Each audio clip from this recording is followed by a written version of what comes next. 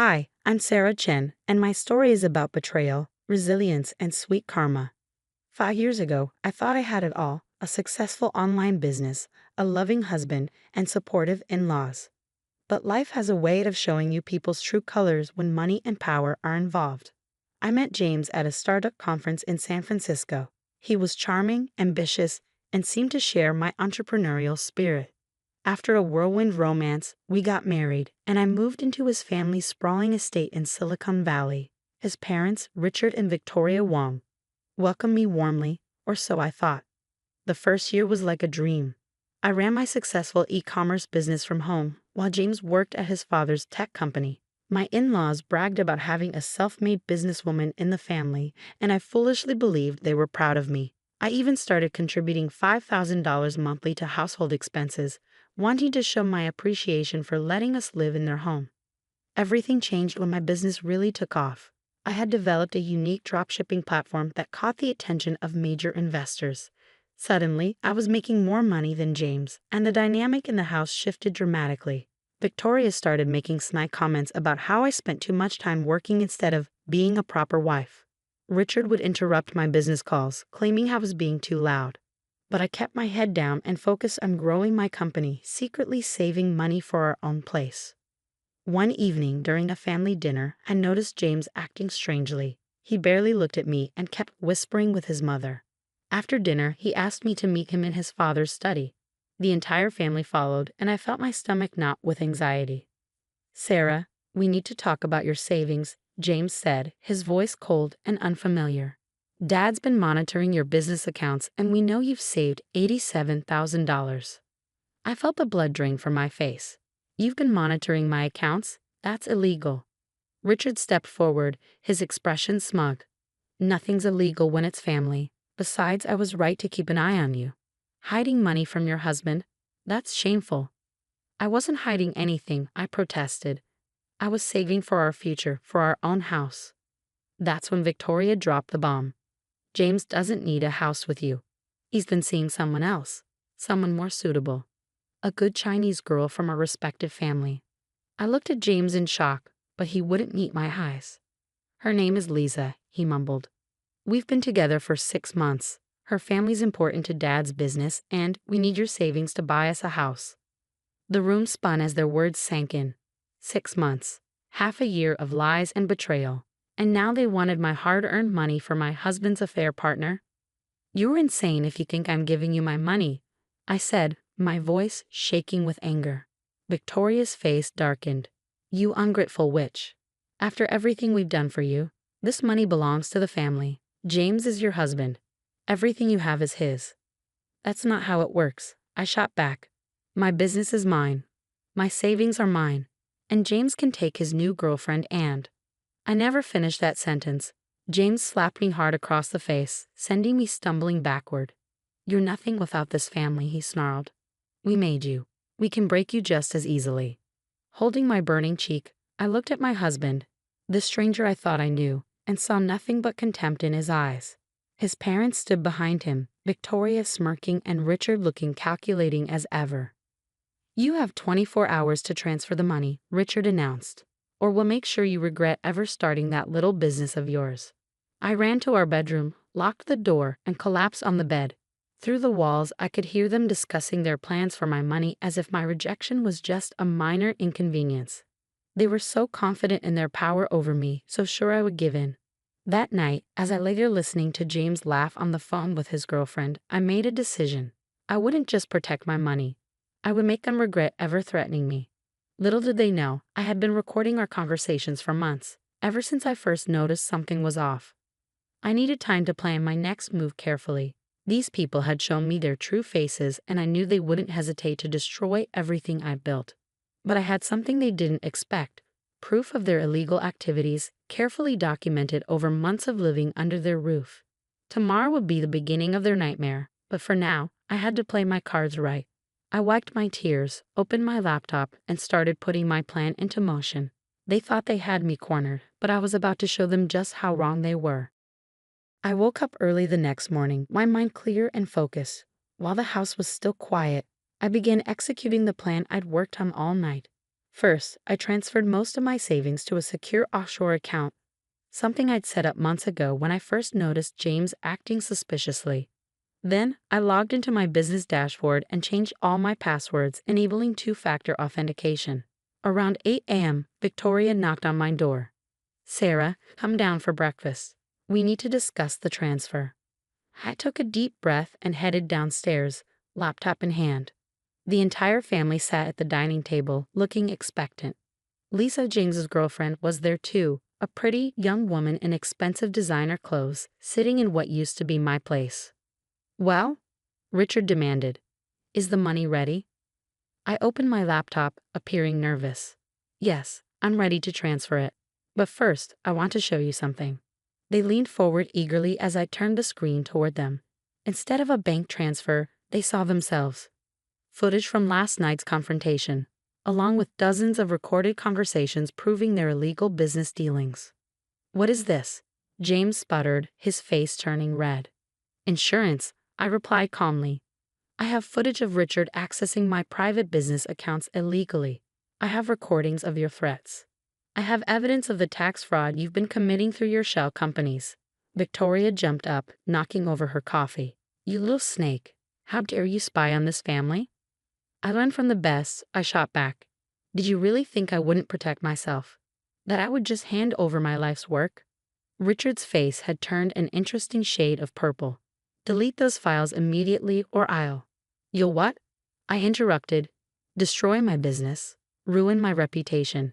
"Go ahead, but everything I have will be sent to the SEC, the IRS, and every major news outlet in Silicon Valley. How do you think your precious business partners will react?" Lisa looked between James and his parents, confusion written all over her face. "What's going on? What tax fraud?" I smiled sweetly at her. "Oh, you don't know? Your future father-in-law has been running quite the scheme. Would you like to see the details?" "Enough," James shouted, slamming his fist on the table. "You're bluffing. You wouldn't dare expose us." I pulled out my phone and played a recording. Richard's voice clearly discussing how to evade taxes through offshore accounts. "Try me."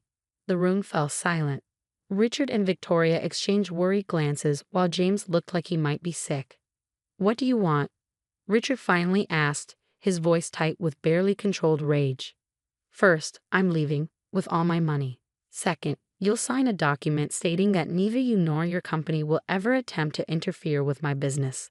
Third, you'll pay me $100,000 in compensation for the emotional distress and attempted extortion."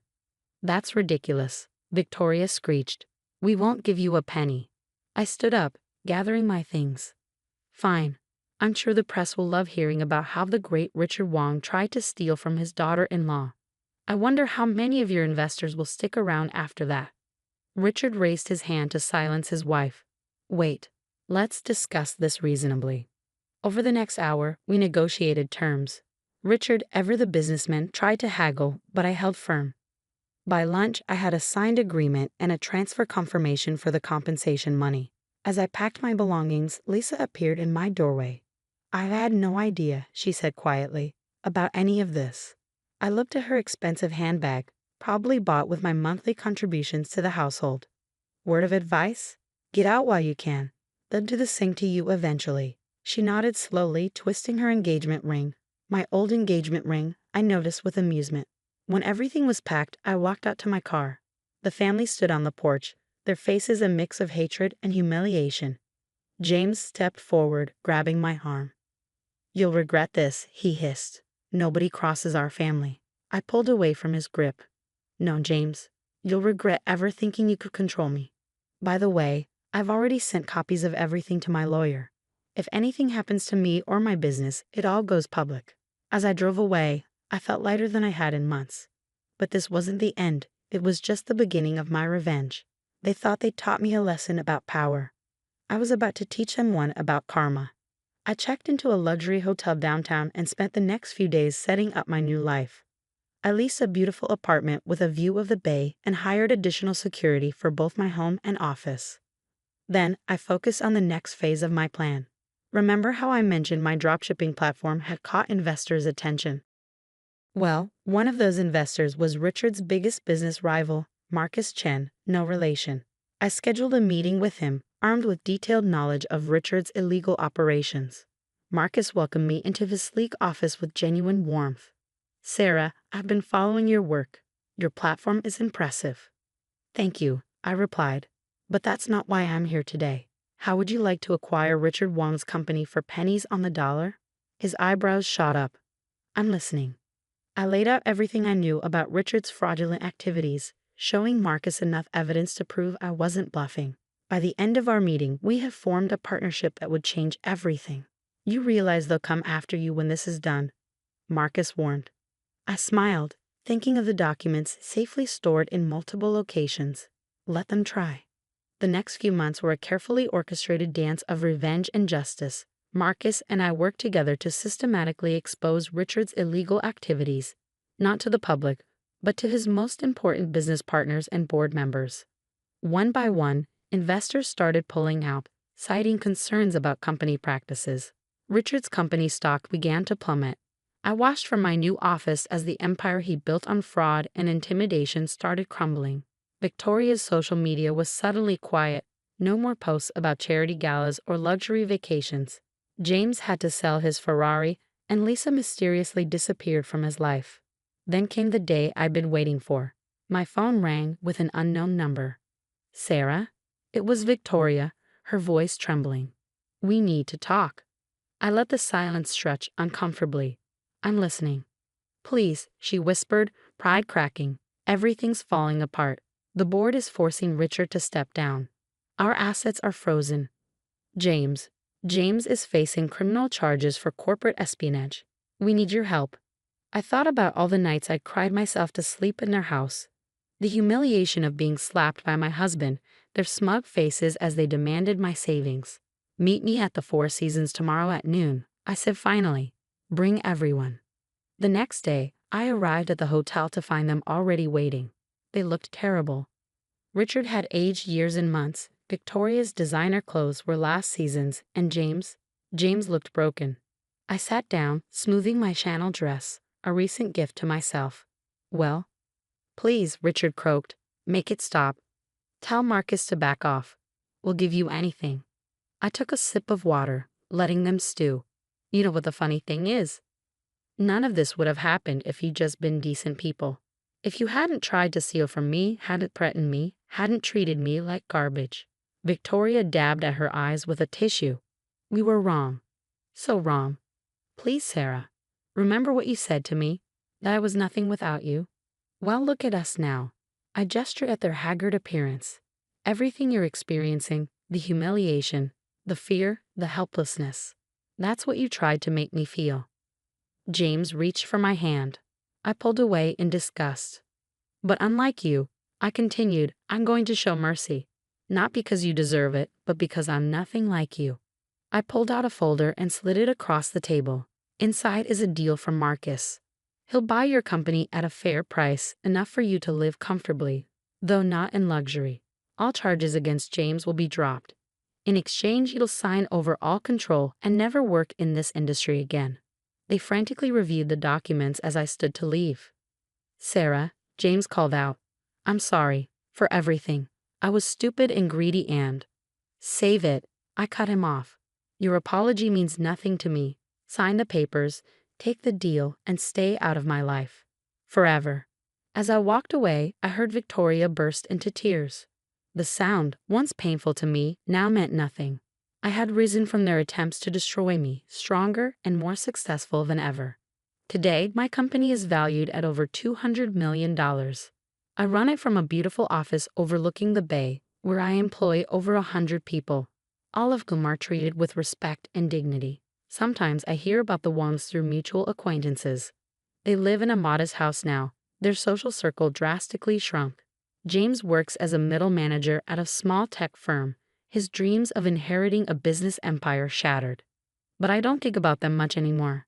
Their attempt to break me only made me stronger, teaching me valuable lessons about trust, power, and the importance of protecting yourself.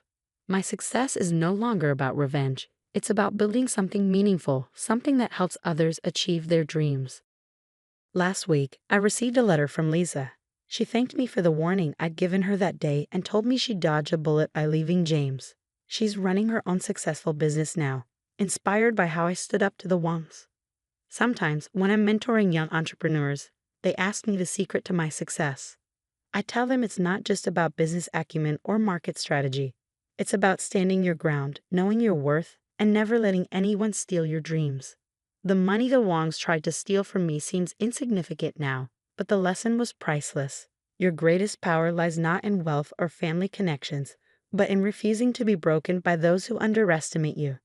Looking out over the bay from my penthouse apartment, I raise a glass to the future, not just mine, but to anyone who's ever been told they're nothing. Because sometimes being underestimated is the greatest gift your enemies can give you. It gives you the power to prove them wrong in ways they never imagined possible.